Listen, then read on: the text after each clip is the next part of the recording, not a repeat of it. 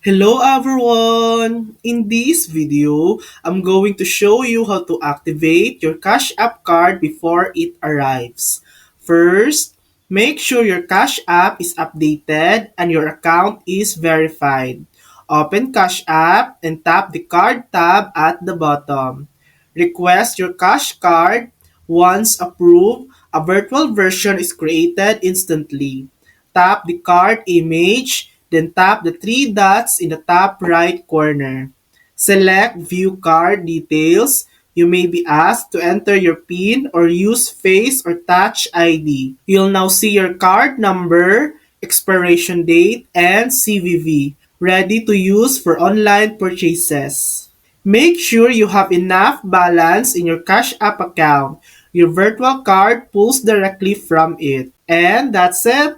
That's how to activate your Cash App card before it arrives. Thanks for watching. If this video helped you, please like and subscribe for more helpful tutorials.